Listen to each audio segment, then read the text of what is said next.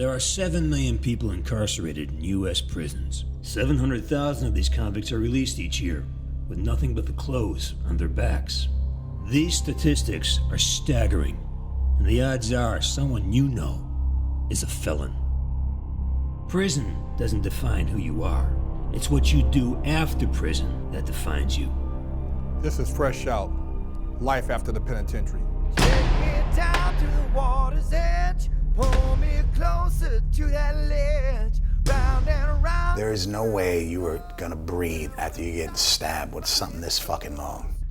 And in my mind, I'm thinking he's still alive because he's still twitching. No, he's still twitching because he's getting stabbed with this big fucking knife. Round and round and round we go. Where we'll stop, nobody knows. Take me down to the water's edge, pull me closer. Well, I said, what is Corcoran? And they said, oh, you're going to gladiator school. I pretty much fought for my life every single day in that place. All of a sudden, I'm fighting 10 guys in this day room. I don't know how I did it, but somehow I ripped that payphone off of the wall and I'm swinging it at them. Only God knows.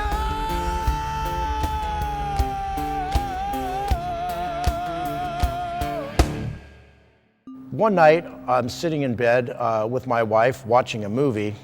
My door comes flying open. I didn't hear a thing.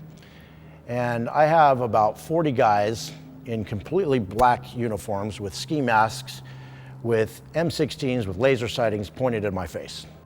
A cat by the name of Apache approached me. Could I get a double? So I remember I gave him a red and an orange. The orange was cocaine, the red was black tar heroin. Handed me a 20. I'm like, this motherfucker just got me. He just gave me a bullshit 20. And I ran across the street and I said, turn around. And he wouldn't turn around. I hit him in the back of his head. And when he fell, the curb was right there. And when he fell, he landed on this part of his chin. And I ran upstairs and I told my homeboy Bear Claw, go downstairs and see if that dude is still out there. And he came back like 10 minutes later, he's like, yo, that nigga's dead. He choked to death. We get on a bus to go to Corcoran, and I saw nothing but concrete, barbed wire, and towers with guards on the top with mini 14s. I remember thinking to myself, as we pulled up to this place, I looked up at the guard towers and I thought, I really fucked up now. I pled to assault with deadly intent, but it was still manslaughter. Corcoran is a pretty rough place. There's constant violence. I pretty much fought for my life every single day in that place.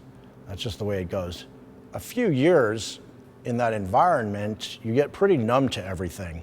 I never got sad, I didn't get mad, I didn't get upset.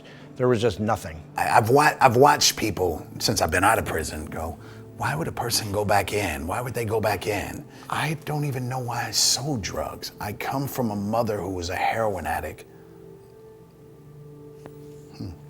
Maybe it's time I say this. I come from a mother who was a heroin addict that entertained herself by having sex with me. So, knowing what love is and what's the difference between right and wrong, you don't know what right and wrong is. All along, going through all of this, I've seen people get caught up in the system. I just focus on doing things that are productive and staying out of trouble. One more. All the way. Hold it. My thought was always, I want more in my life than prison.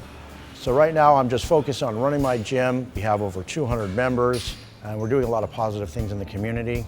The gym and life is good. I could never imagine doing anything to leave my wife and my kids to go back to prison. Because you can program yourself to be a convict. Oh, and I was good at that. So life after prison, fresh out, is knowing that I don't have to go back if I don't want to. Because you have no status when you go to prison. So if my story inspires anybody, just know that they got a vacancy for you if it doesn't. Only God